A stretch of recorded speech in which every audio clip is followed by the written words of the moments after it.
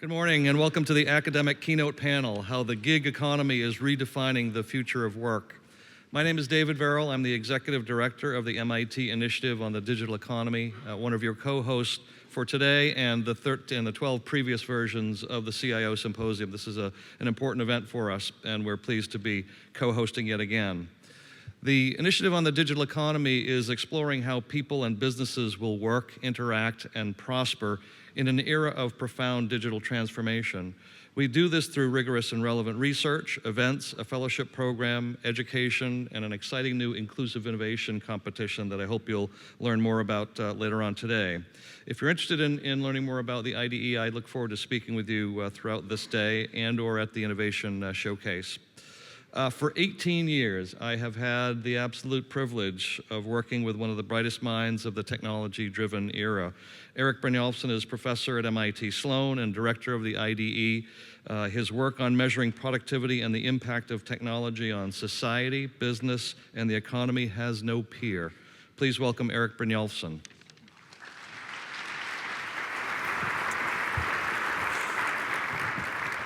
Thank you, David. And I want to also ask my panelists to please come on out and have a seat.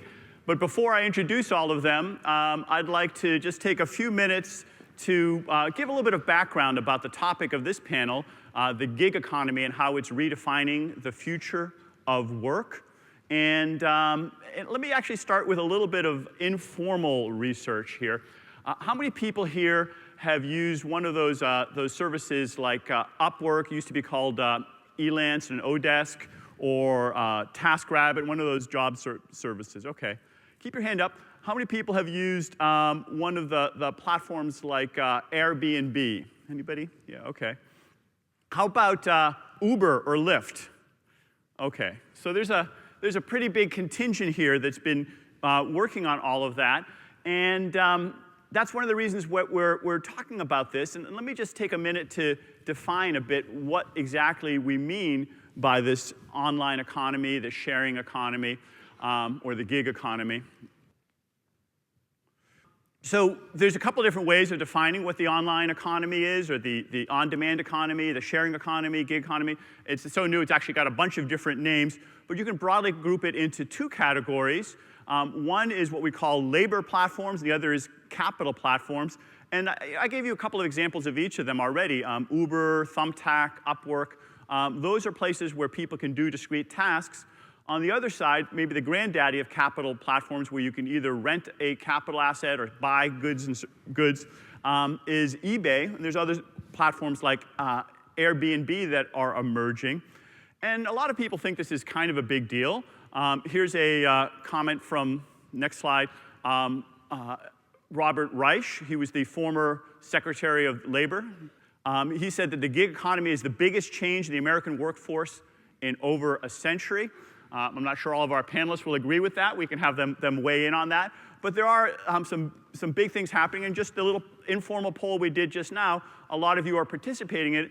I'm pretty sure if I did that same question 10 years ago, 5 years ago, or even 2 years ago, very few hands would have gone up. So there's something different. And you can see that in the growth of the economy.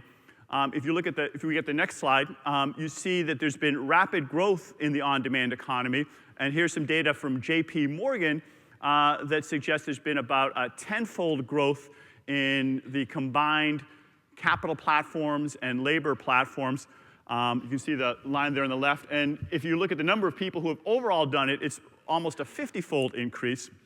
But the other important thing to look at on this chart, if you look more closely, is you look at the axis. The absolute numbers are actually pretty small. Only about 0.4% of people have participated in the labor platform. So it's not exactly a huge share. It's not like everybody is currently becoming an Uber driver. Overall, about 1% if you include Airbnb and the others. So it's still a fairly small share of the economy, but it is growing quite rapidly.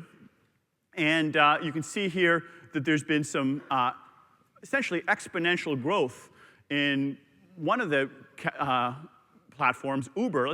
We'll dive in on that a little bit more closely here. But it's up to close to 500,000 users. And this is already about a year old, so undoubtedly the numbers are bigger than that. It's not just the overall numbers. You can look at a lot of different cities. And if you look at each of the different cities, you see that there's been rapid growth, maybe exponential growth in a lot of different cities. Boston over there on the right, you can see, is growing pretty rapidly, especially for its size. So it's not just that the individual cities are growing, but also new cities are coming online. You see some of them on the left of the chart over there. Now, of course, it's been said that any exponential process is eventually going to have to stop. As Herbert Simon famously said, if something can't go on forever, it will stop. And undoubtedly, this will also slow down and tail off. But you could imagine that even if it just continues for another few years, we're probably talking about millions of people just in that part of the gig economy, Uber. Now, what would happen if we took this away? What's the experiment of how is this changing the economy if these platforms didn't exist? Well, conveniently, the city of Austin has been doing a little bit of an experiment like that. If you look over the far left there, the second one is Austin. And what you can see is that, anybody know what happened in Austin last week? They required the Uber drivers and the Lyft drivers to be fingerprinted, and rather than comply with that, Uber and Lyft decided to just pull out of the city. So the number of Uber drivers went from whatever it was there, a few thousand, to 0. And now we're seeing how that's happening. There's a number of bar owners who are complaining, restaurant owners. One bar owner said that business at his bar is down by 20%, especially late at night. So it's having effects more broadly, and it's not just the people who are directly in the gig economy, but the people who are relying on it, especially when there's an abrupt change like that. Now, Uber is growing very rapidly in the United States, but actually its most rapid growth is in China, and worldwide it's growing in a lot of other countries as well. But even in China, Uber is not the biggest player there. Didi, they were also in the news recently. They are orders of magnitude, a couple orders of magnitude bigger in terms of growth over there than Uber is. One of the reasons that Apple recently put a $1 billion investment in there. So that's Uber, but is Uber unique? I mean, Uber is one that we can all relate to. And the fact is that the other parts of the sharing economy aren't quite as dominant as Uber is. In fact, if you go by, it's hard to measure these things directly, but if you go by Google Trend searches, which we saw on the earlier slide, matches up pretty well with the actual number of drivers, something like 1/2 to 2/3 of all of the online on-demand economy is just in that one platform, Uber. The others, you can see, are, if you put them together, add up to less than Uber does. So it may be sort of a unique Uber phenomena. There are thousands of business plans in Silicon Valley and elsewhere right now that say we're going to be the Uber of fill in the blank. And so far, those have not totally panned out, but it's still early days. We'll see how that progresses. So what if we look more broadly at alternative work arrangements? Well, we can look at a couple of other things. We can look at the share of self-employed people, or Schedule C filers, and there's some evidence that that grew a bit. It went from about 12% to about 16%. You can also look at what's happening in terms of overall employment growth. And the data is a little bit hard to come by, but there's some suggestion that standardized work, the typical 9-to-5 job, there are actually fewer people working in that, more people in the alternative work arrangements. So arguably, 100% or more than 100% of the growth in employment in the economy has been in these alternative work arrangements. Now, just to be clear, this is not just the Ubers of the world. These also include temporary help agencies and different kinds of alternative arrangements. So why do people work in the gig economy? There have been some surveys about that. Part of it, of course, is because it's a way to make money. 72% say that's the main reason. Some people actually enjoy the work. It's a fun thing to do. Others look for a flexible schedule. I don't know how many of you do this, but when I take a ride in an Uber, I become an amateur anthropologist, and I ask them some questions. And it's kind of fun to hear what their reasons are. And I find very consistent evidence that a great deal of them find that the flexibility is as important or more important than the direct pay. I did a little quick poll of a survey of a couple of them, and they said that they were actually willing to work for less at Uber than they did in their previous job because of the extra flexibility they had. So you got to factor that in as well. Of course, it's not all benefits. The gig economy tends to be more volatile, And some of the concerns people have is not getting enough work, lack of job security, unpredictable income. And a lot of this, of course, depends on whether it's the person joining the economy who has the choice of when to work or somebody else who's deciding when that person gets to work and gets to pay. And so there can be more insecurity about whether you get your pay in those different categories. It's part of a triangle where the independent worker is working more directly with the customer rather than for an employer. In fact, if you ask Uber, they will say that the drivers don't work for them. They try to be very adamant about that. They say that they are working for the drivers. They are providing a service for the drivers to help the drivers find customers, and the drivers are independent customers. And you can see that it's sort of a debatable exactly what services each party is providing and what the money flows are. But if you think about it as a triangle with different lengths, depending on how strong those bonds are, is a good way to think of it, I think.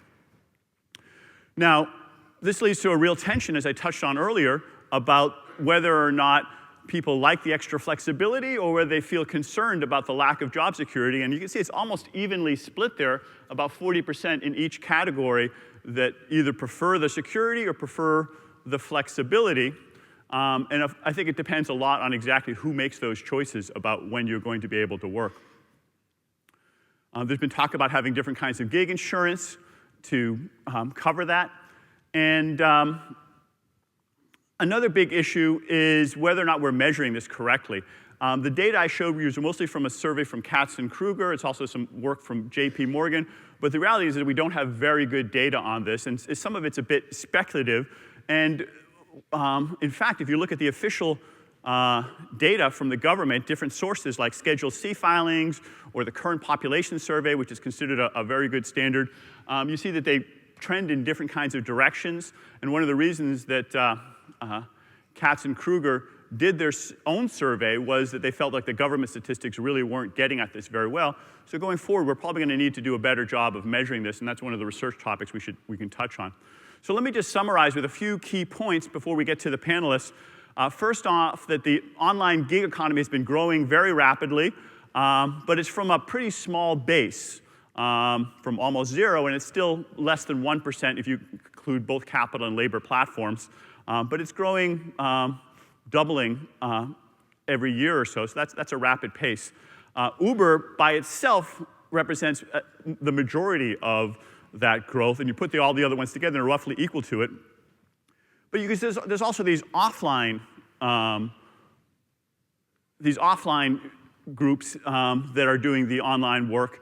And let me just go, if we go back the slide there. And that could swamp the online gig work.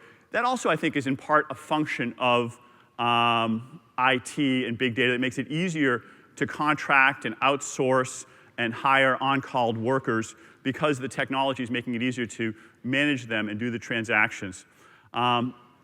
Overall, this offline work has also grown quite a bit, so it's not just the online platforms.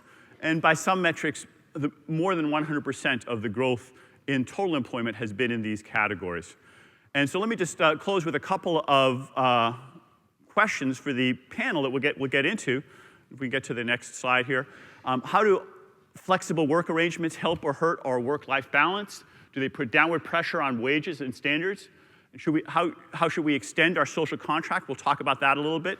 There are these measurement issues. And then we also want to talk about who the winners and losers are and what the implications are for CIOs. So with that, we've assembled a world-class panel here, some of the top people who have been doing research in these areas, and we're going to hear from them. Let me just briefly introduce each of them, and then we'll dive into some questions. Directly to my left here is David Autor. He's a professor and the associate head of the MIT Department of Economics. He's also a faculty research associate at the NBER, the National Bureau of Economic Research. His widely cited research analyzes labor market impacts of technological change and globalizations, earnings inequality, disability insurance, and labor supply.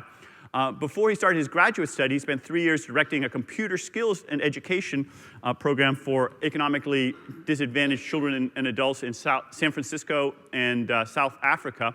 He's also the co-captain of the MIT Economics hockey team, which is reputed to be one of the most widely cited teams in the MIT Intramural League. Please welcome David Autor. Yeah. To his left is Professor Fiona Murray. She's the Associate Dean for Innovation at the MIT Sloan School of Management, where she co-directs the MIT Innovation Initiative. She's also the William Porter Professor of Entrepreneurship and the Faculty Director of the Legatum Center. Her research interests focus on entrepreneurship, the commercialization of science, women in entrepreneurship, and the economics of innovation. She's done extensive work with entrepreneurs, governors, large corporations, and philanthropists designing and evaluating policies. She also serves on the Prime Minister's Council on Science and Technology in the United Kingdom, so you may detect a bit of a British accent in her comments. Please welcome Fiona Murray.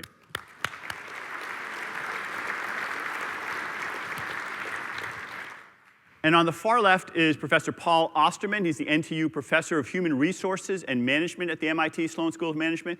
He was formerly the Deputy Dean for Faculty and MBA Teaching at the Sloan School. Paul has been pretty busy in the past few years, writing 3 books just in the past 8 years, including The Economy and Society, Good Jobs America, Making Work Better for Everyone, and The Truth About Middle Managers, Who They Are, How They Work, and Why They Matter. Paul has been a senior administrator for job training programs for the Commonwealth of Massachusetts and has consulted widely to firms, governments, agencies, foundations, community groups, and public interest organizations. Please welcome Professor Paul Osterman.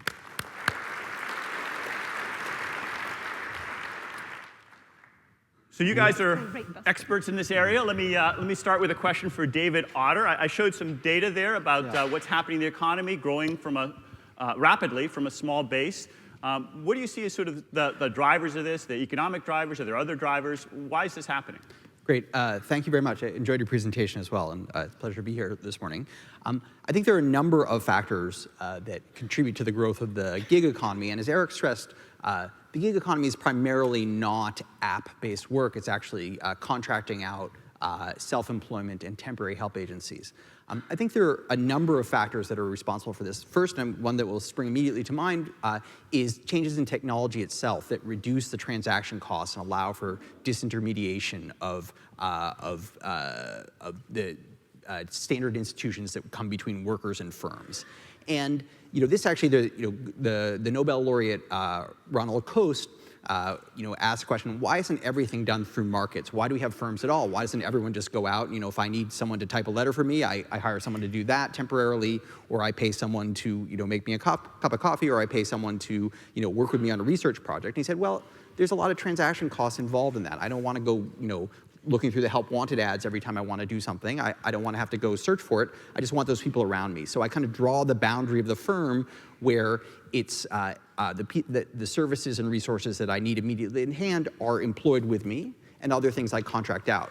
Well, when transaction costs fall, when it's easier to move information across people and across space, then maybe I can draw those boundaries more narrowly. And that's certainly what we see with Uber. That's what you would see with Airbnb, with TaskRabbit, with Odesk and its successors. Things that would normally be, you would need an institution and an ongoing arrangement to use. Now you can, because of the coordinating power of smartphones and GPS technology, it makes it easier to do this on a spot market basis. That makes a lot of sense. But that's not all of it.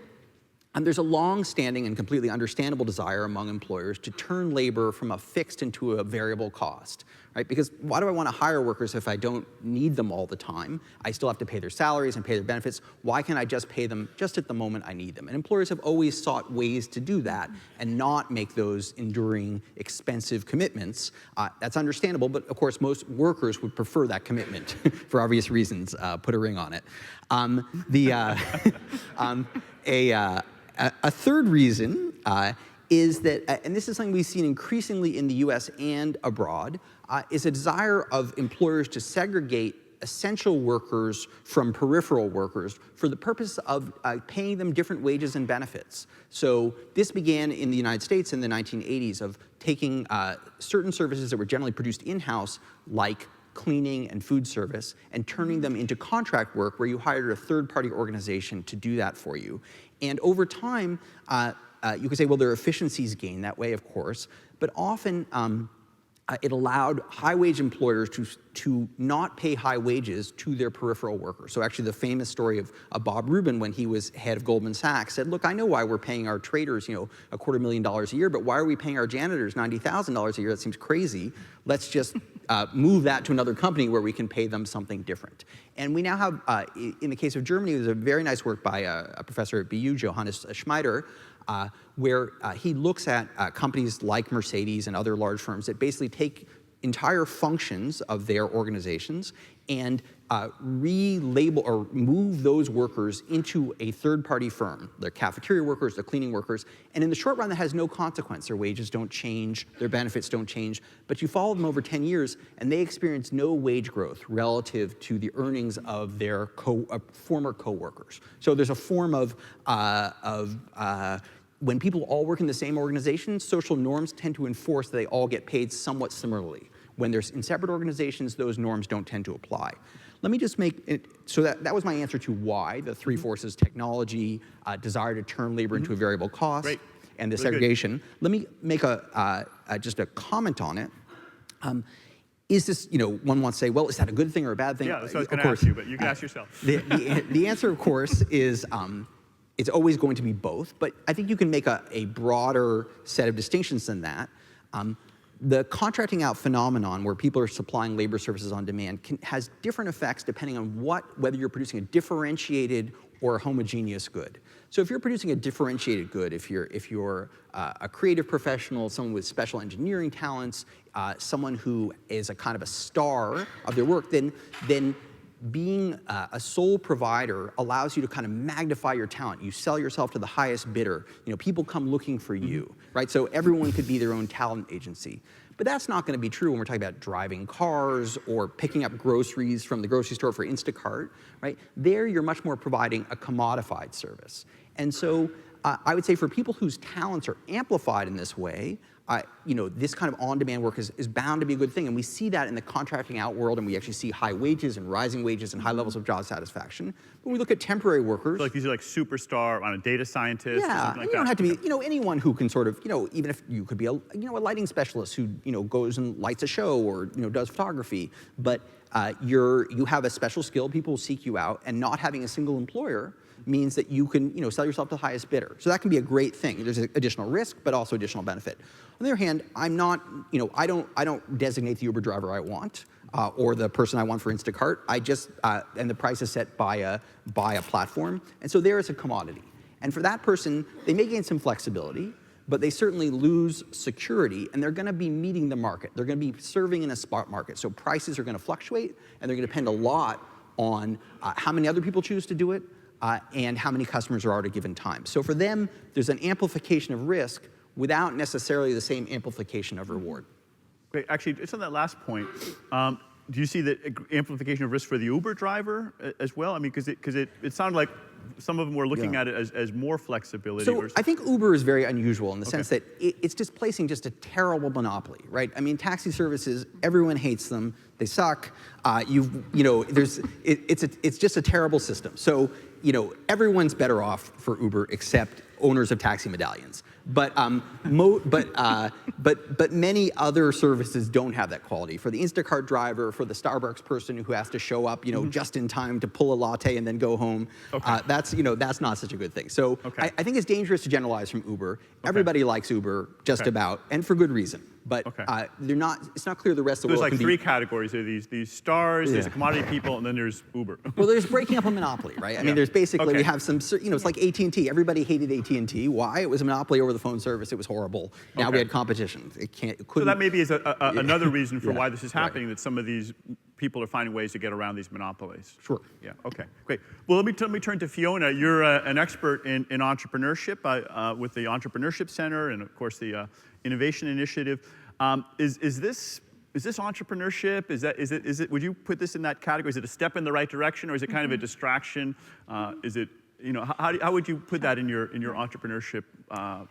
So I think traditionally in entrepreneurship, we've basically counted all startup firms as being equal. And we've said, how many new firms do we have? And we want to promote the growth of new businesses in the economy. I think what's happening now is we've first made one distinction, which is between small and medium-sized enterprises, or SMEs, and what we call innovation-driven enterprises, which are the ones that really have high growth potential because they have a potential for competitive advantage, they can do something unique in the world or in the region.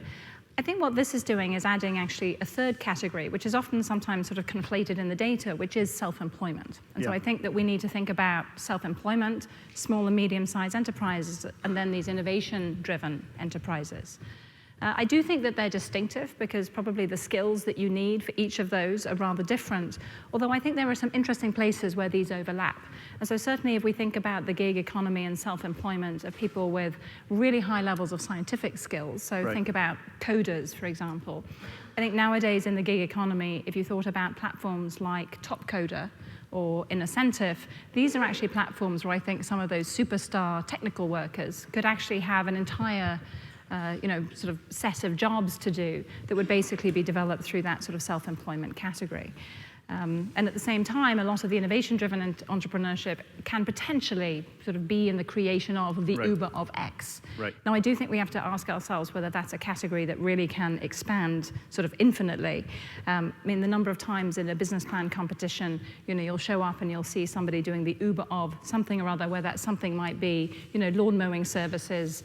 And the question is that really value creating in our economy? And is it really pushing new innovation in a way that we think is important? Do you have any principles that you would give to those budding entrepreneurs, maybe some of this audience, about when the Uber of X is more likely to be successful, or what we should be looking for? Yeah, I mean, I think David put it very well, which is, I mean, if you're trying to disintermediate a service or an activity that's sort of extremely poorly constructed, or where there's an enormous monopoly, then there's something very interesting to be done. I think when the talent in the labor pool is also highly distributed, or where it's very difficult to determine whether something's good at something. So at the very other end, if you think about things like Incentive or Topcoder, what that allows you to do is get many eyes on a particular problem and access talent in a much more global context. I think the other thing that it does, and this may speak a little bit to what Paul will talk about, is it really raises the question of how we educate. I think traditionally we might have said, we'll educate people who might go into self-employment in one way, small business developers in another, and those in the innovation-driven economy in a rather different way. What we do know, and I've been looking at some UK data, is if you look at university graduates, a very small percentage of them have any formal education in what you'd call entrepreneurship of any form. And I think that what this suggests is, regardless of where you are in this entrepreneurial continuum, actually being much more explicit about how we educate so that people understand what it would mean to have a career that is a portfolio of these sort of gig activities, what that means for certification. How do you tell people that what's the equivalent of a resume in that world? What's the equivalent of qualifications and education? How do we do that? I think is something that we have to take much more seriously in all universities, everything from a community college to a place like MIT. I think we have to really ask those questions and educate differently. One more question for you, Fiona. So you've done a lot of work in science and entrepreneurship, and David mentioned one Nobel Prize winner on the coast. There's another Nobel Prize winner, Friedrich Hayek, who kind of pushed back on the importance of scientific knowledge and that kind of entrepreneurship. And he said that the most important kind of entrepreneurship was the people finding the small little inefficiencies in the economy, an unrented room that was available that somebody could use on Super Bowl weekend, a car that was sitting idle on the weekend. Actually, I heard cars sit idle about 95% of the time. Somebody who's got some spare time and in between other jobs can use their limo for something else. He calls it the particular knowledge of time and place. So those are a different kind of entrepreneur. Do you see that as being important in the economy, or did he overstate that? I think your data show very well, actually, that there's an emerging sense in which the sort of reallocation of talent or assets or expertise of any kind, or just capability to particular problems, you then scale that to doing that for a small number of people. That's a small business, effectively, which is also looking for small local opportunities. And then you have these much more, these high growth potential opportunities that are really looking for call big gaps. So Yeah. I think that they all actually matter, but they are all different forms of taking assets and reallocating them. Yeah, there's a lot of dispersed knowledge Yeah. out there about which rooms are available or which cars are available, and trying to find a way to harness that is That's part right. of what this So I on-demand think economy the is question about. is really, is the person who's putting their room up on the Airbnb platform, are they an entrepreneur, or are they actually just taking advantage of a platform that an entrepreneur's created to do that?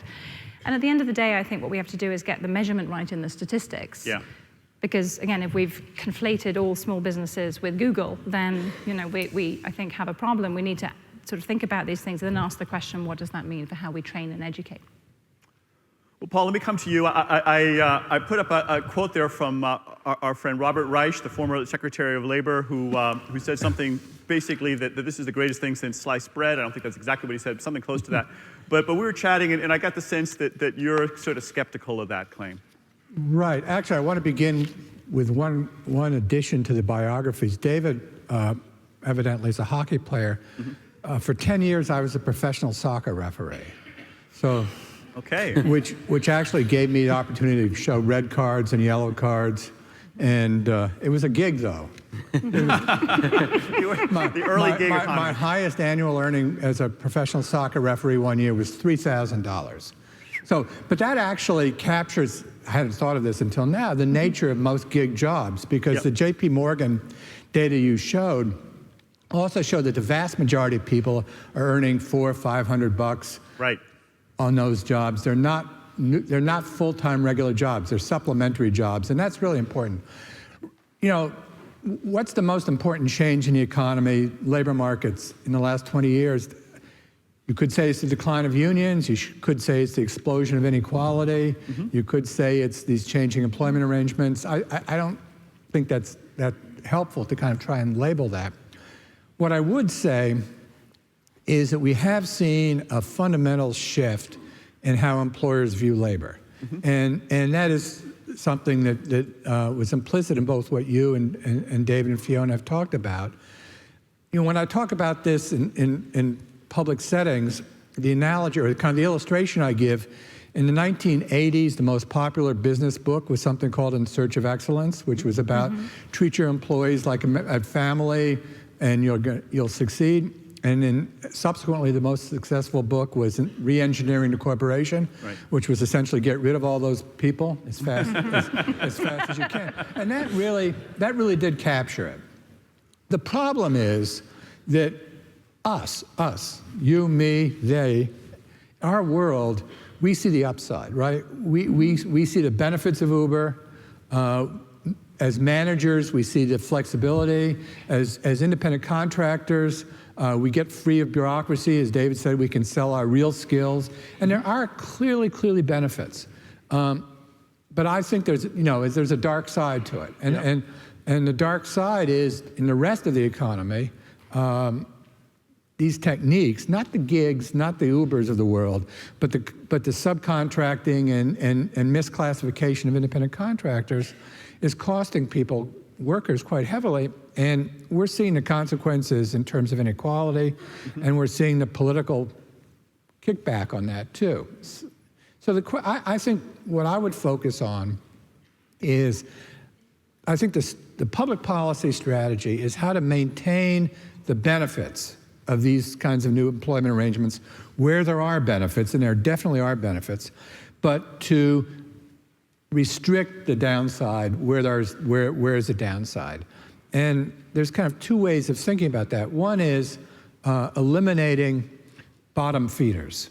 So what's a bottom feeder? And this is a true story. A bottom feeder is a cleaning company that fires its workers and tells them each individual has to reincorporate as an independent contractor so that they can rehire them and not have to be covered by Fair Labor Standards Act or pay benefits. You don't have to pay health insurance. None of that. Unemployment. Or it just simply misclassifies people when they report the data to government agencies as independent contractors. There are bottom feeders out there, and they're taking advantage of the flexibility and the possibilities of reclassification and misclassification and contracting out.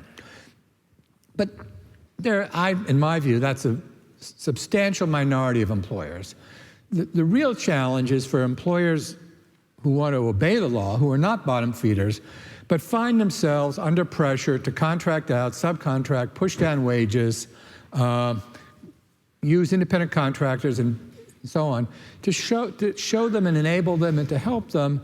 The jargon is follow the high road, right? To treat their workforce as assets, not as liabilities, as fixed costs or as human capital, rather than disposable. And I think the conversation is what kinds of public policies help employers do that, and also when people like us see all the benefits of these arrangements, not to fall into the trap of saying we need to rewrite labor law, we need to rewrite employment law in order to enable this stuff, because that, I think, would be an invitation to more bottom feeders taking advantage of the ambiguities It could be in these rewritten in the changes. opposite direction often. Yeah, so I think there needs to be kind of a positive public policy aimed at both enabling the good, but at restricting the scope of the Well, listen, bad. I want to dive into this, but first I want to give the audience a chance to come to the microphones, and if you have questions, you can have a brief gig here and be an amateur moderator. Unpaid. Do they get a gig or do we? Get paid as much as we're getting paid. But let me pick up on what Paul was saying about this. Because I think I was following you, but then you confused me at the end when you said you don't want to rewrite the laws, but you'd like to see a positive policy. So is it executive order? Is it just doing the existing laws in a better way? What concretely would you like? If you were king, if the Republican convention ends in a stalemate and they pick you. If nominated, I will not serve. Okay? Actually, that's true. I would accept the nomination. So what would you do? What would you do with that power? So look, what I want to avoid, and there's been discussion around Uber on this, is to create a third category of employee. Yes. Who Alan Kruger, exactly. Right, which restricts some access. For example. So right now, just to be clear, there's 1099 employees who are independent contractors. There's W-2 people who have additional set of protections on employment insurance. Sure. The health. protections are coverage by anti-discrimination legislation, coverage by the Fair Labor Standards Act, And that so doesn't on. apply if you're an independent Exactly. And Kruger, or this proposal is to create this third category. The problem with the third category, in my view, first off, it's responding to a tiny sliver of the labor market. And you're rewriting employment law in response to a tiny sliver. And you're creating... Yeah, specifically motivated by, say, the Uber drivers who are sort of falling in between those Exactly. categories. And it's an invitation to game playing. It's an invitation to employers trying to maneuver between these categories. I think for the bottom feeders, and remember, I'm saying they're a minority of employers, a small minority of employers, you enforce the existing employment law. And it can be effective if you do that. So the existing law is good enough? Yeah. But you want to create... Well, so let me just be concrete. So would you, the Uber drivers recently, Uber made some kind of agreement in New York where they're going to have a guild or some sort of quasi-union. They're giving some rights but not others. So Uber is an ambiguous... Sure, right. So are Uber drivers independent contractors or no? That's ambiguous. I mean, it's not clear, right? Uber sets a lot of the terms of employment, but the drivers can choose when they want to work. So those are two... It would be tough to have unemployment insurance for them. Exactly. So those are...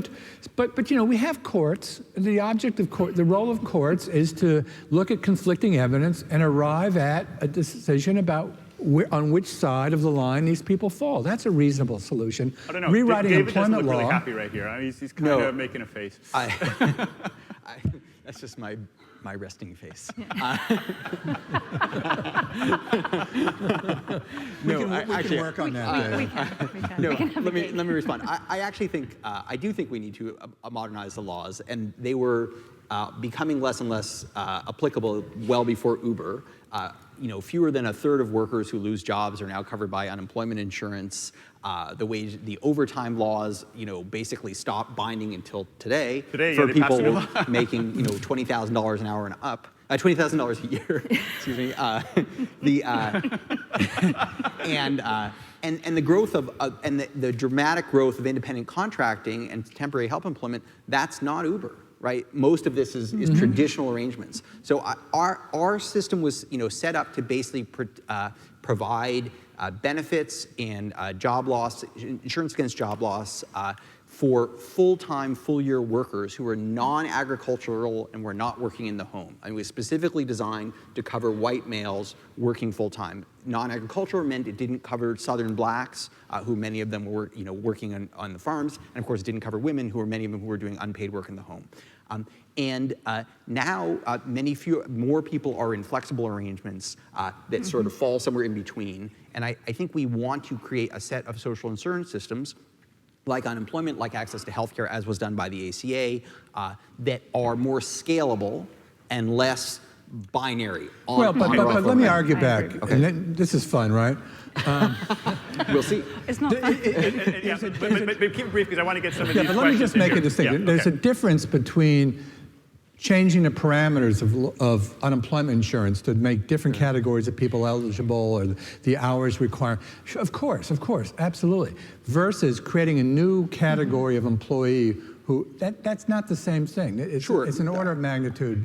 Yeah. No, I think it sounds like you're agreeing. I don't think you were in favor I of the don't think third that's what category. you Yeah, I wasn't arguing for that either. Okay. You want a I modular do- system, right? A sort I- of I- modular system. I do think that I want a more interesting scalable question- system Yeah. Scalable. that's not categorical. I'll say one thing and then I'll shut up. The more interesting question is, an interesting question is how to encourage most employers to treat their workers as in the same way that the tech industry does, as human capital to be valued, as opposed to disposable capital. And that's the real challenge, because that goes to the larger inequality Let me take a questions. question, but first I want a quick yes or no answer to this question. Should we just decouple most of these benefits from jobs altogether? Is that a mistake to do that? If we had them not linked to the jobs in the first place, would most of these problems go away? What do you think, David? I think we want to link them to work because we want people to work. So we want people to work for benefits, just like the earned income tax credit. I see. Incentivizes work. We just want to make them, in my opinion, I would like to make them more scalable. So I think that there are some things that we probably should dissociate. So if you think about health provision, Like they do in the UK? like they do in some countries I know well, there are some tremendous benefits to doing that for some elements, but I think this incentive to work is also extraordinarily important. Paul? Well, we have to have an incentive to work, so we're not talking about a guaranteed annual income, but I do think a range of benefits can be decoupled. All right, let's get some people from the audience. Yes. Thank you. Just introduce yourself. Larry Fitzpatrick, NCI.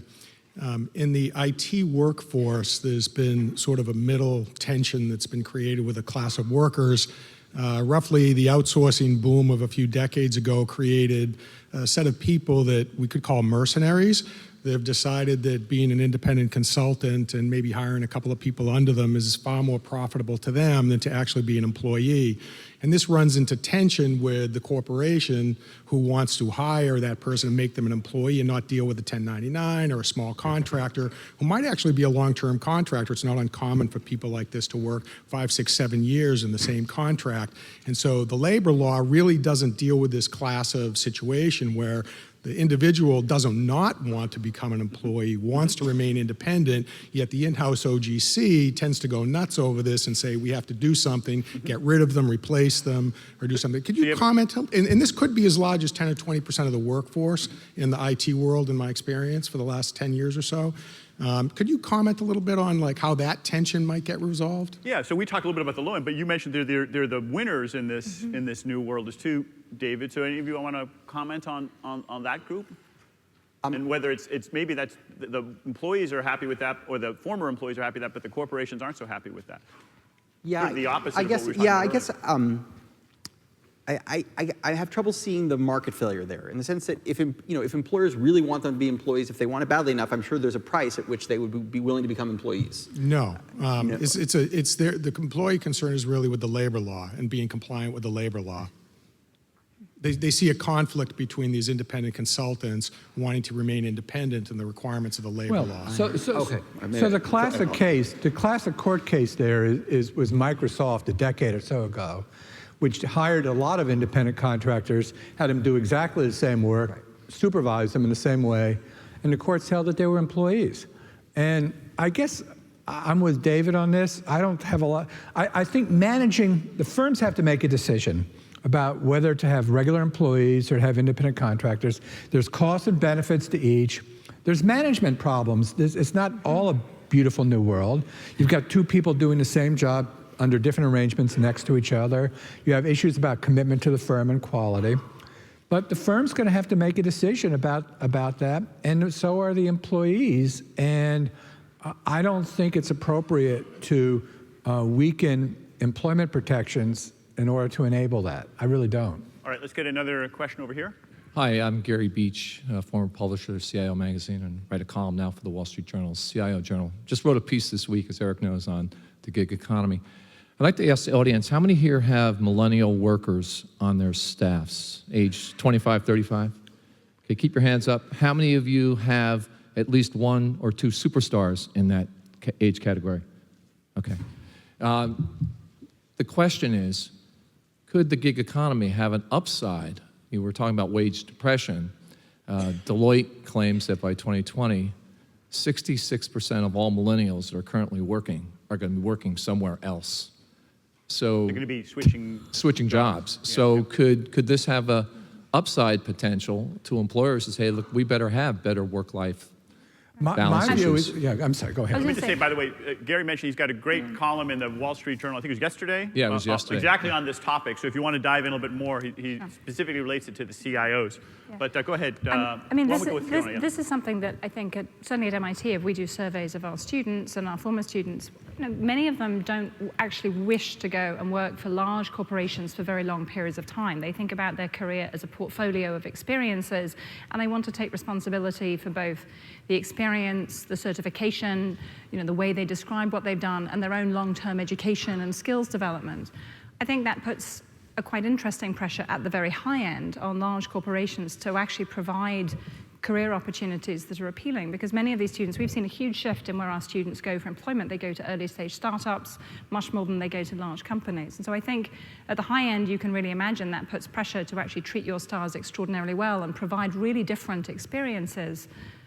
On the other hand, that is a very small subset of the enormous employment in the economy. And so I think we have to be careful to imagine. Yeah, no, I think that's exactly right. I think for many people, first off, it's different, two concepts. One is moving between employers, but you're still an employee, but you're just not making a long-term commitment to any one particular place, versus being an independent contractor, as we're using the term, or a gig person. But as David said, and that's absolutely right, and as Fiona just said too, if you have high levels of human capital and you have power in the labor market and that's what you want to do, more power to you.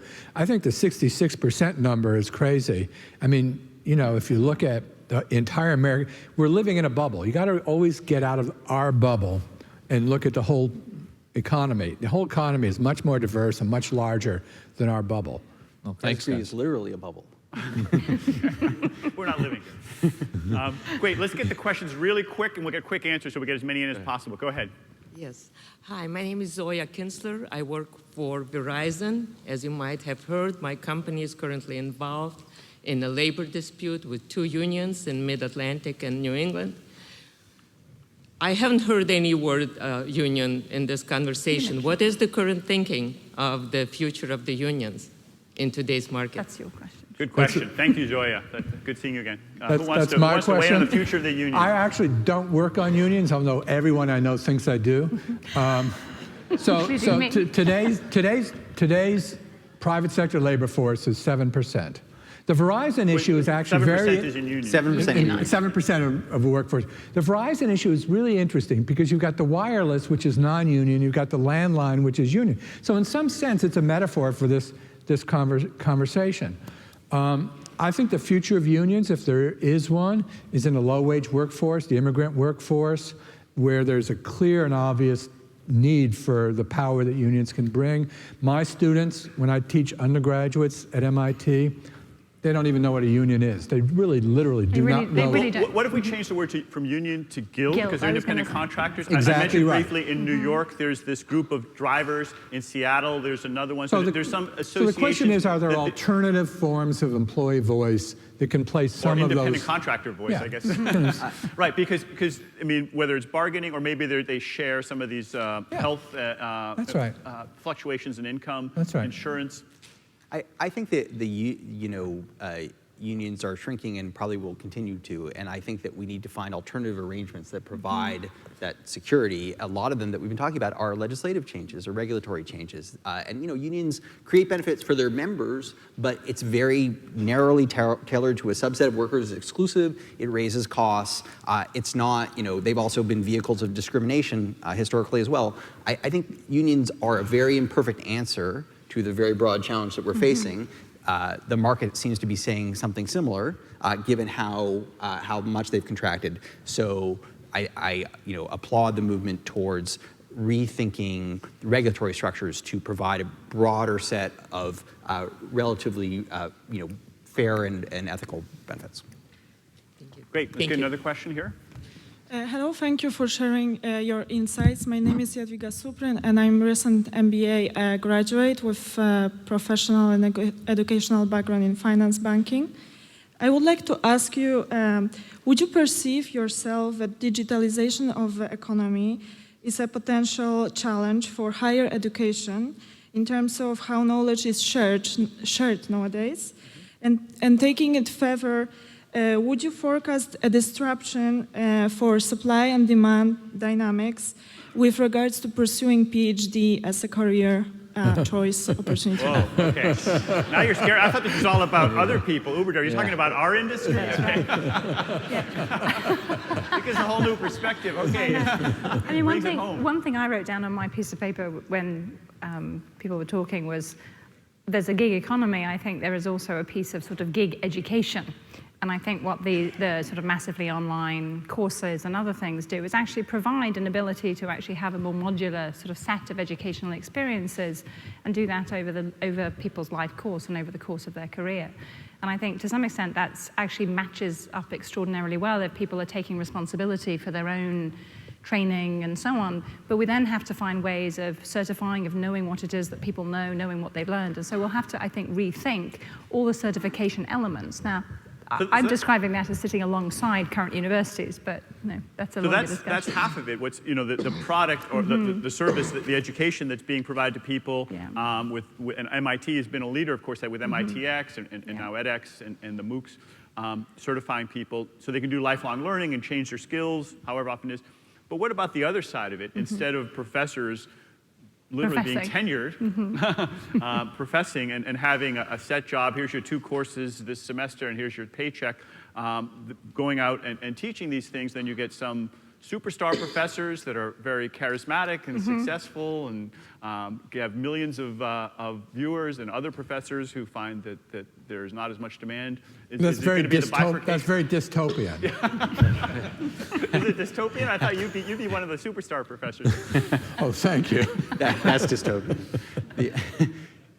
So David talked about a bifurcation. I mean, is that going to come to this industry? Go ahead, David. I think it's an enormous opportunity for higher education to be much less closed. It's basically, the way we do it now is so historically based on the notion we need proximity, because that's where the books are, and that's where the labs are, and that's where the professors are, and that's where the students are. We don't need as much proximity. There's a complementarity between what we can do outside, online, while people study on their own, and then come to places like this where they can concentrate that learning. So MIT, for example, is starting a number of what we call blended master's programs, where we hope to open one in development policy, where you can go and take the first year of classes for free through MITx. Not so free. I gotta advertise this. Then if you pay some more, you can be tested, and you'll get a certificate from MITx, which is not MIT. Then if you're in the very top percentiles of the class, you can apply to come to MIT and spend a semester and complete the master's degree and get an MIT degree.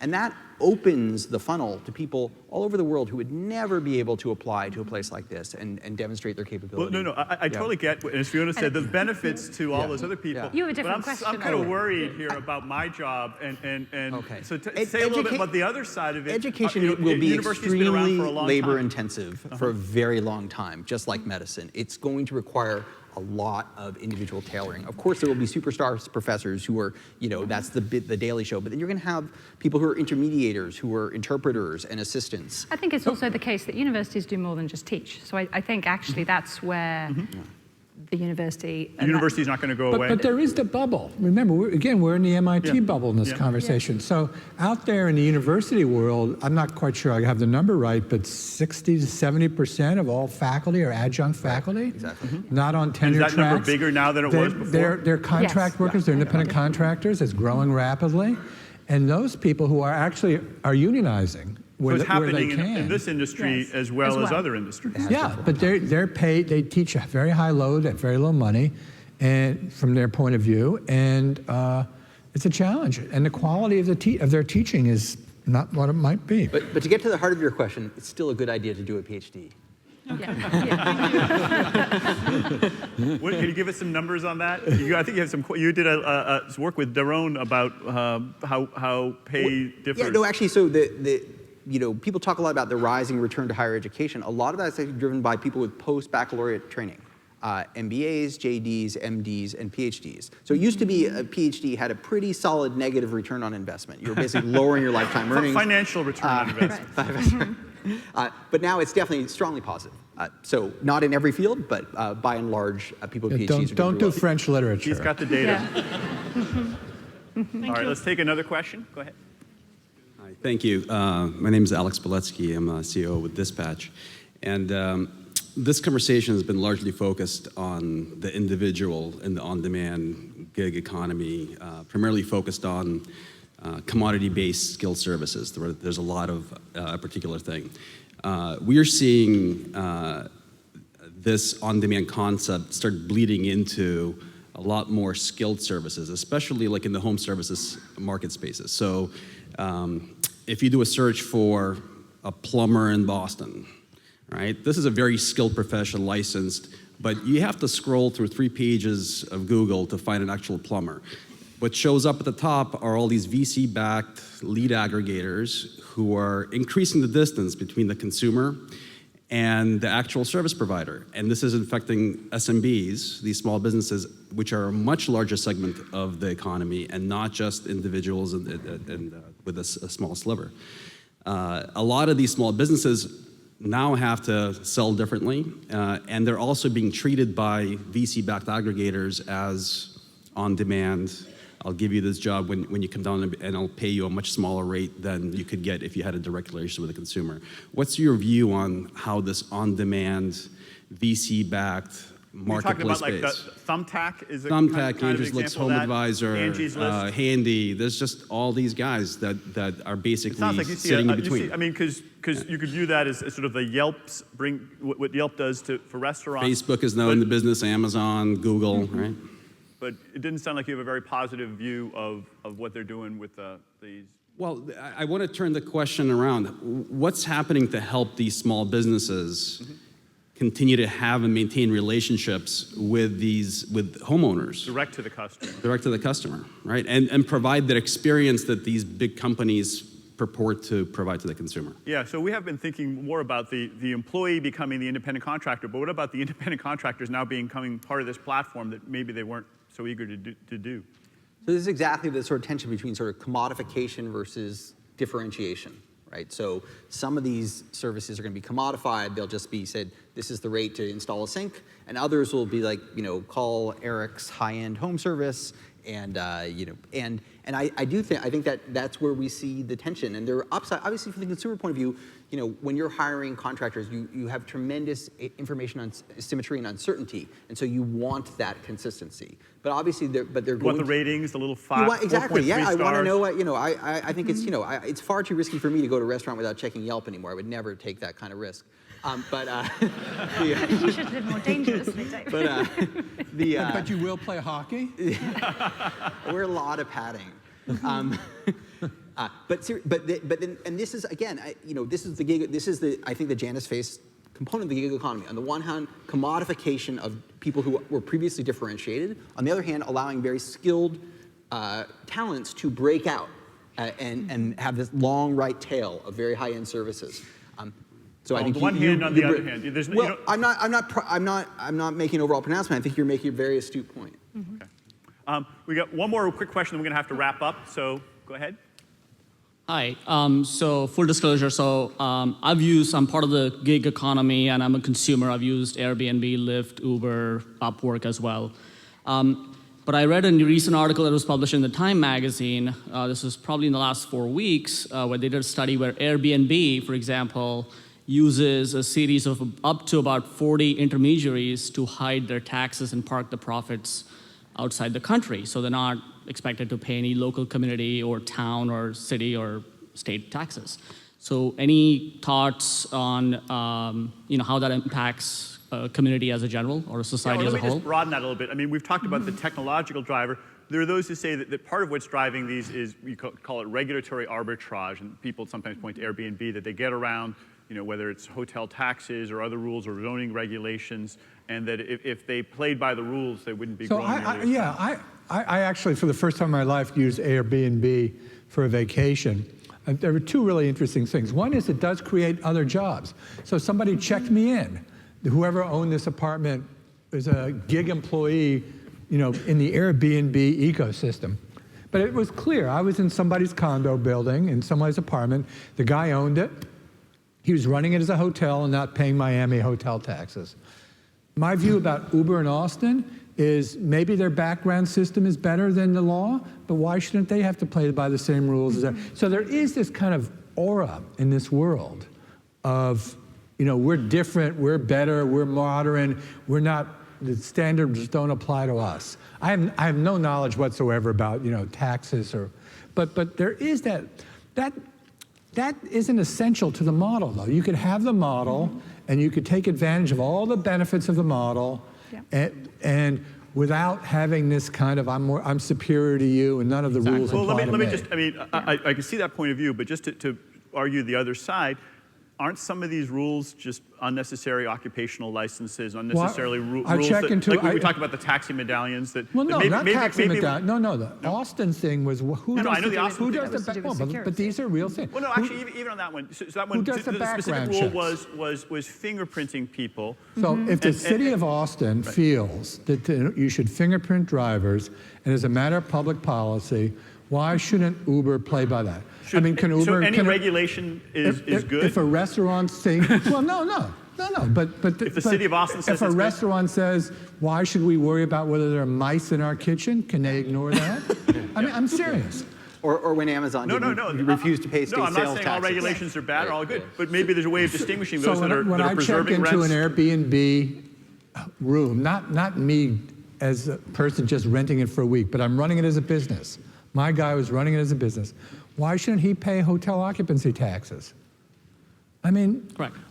I think what it does is it raises the question. It actually shines a really bright light on a lot of these policies that have otherwise been things that people just haven't paid attention to, whether it's security or health and safety. If people are making meals in their homes, how do we think about those things? And so by shining a bright light, I think it both suggests that we need to have either an even regulatory playing field, or when there is regulatory arbitrage, people make choices, but also just think about whether things make sense. Doing a fingerprint if we can do it on our phone, we can probably do it in a variety of ways. Sure. So it could allow for regulatory efficiency. But every company shouldn't be allowed to make its own rules. Uber should play by the public policy. It could be a debate about the best way to do background checks. But after there's a debate and there's a public policy, Uber should play by the rules. Yes, but just the point I was making is everybody should play by the same rules. I agree with that. Some of the rules probably aren't designed to help the public. They're designed to protect the incumbents. And so there want to be some pushback about which Fair rules. enough. A chance to re-examine some of those Uber rules. picked up its ball and said, if you won't play with our rules, we won't play the game in Austin. That's fine. Maybe, they're entitled. It may suggest that their cost structure is such that they wouldn't be competitive for that. Well, I'm afraid we are out of time. I appreciate this lively discussion. Thanks very much to our panelists. Thank you, Erik.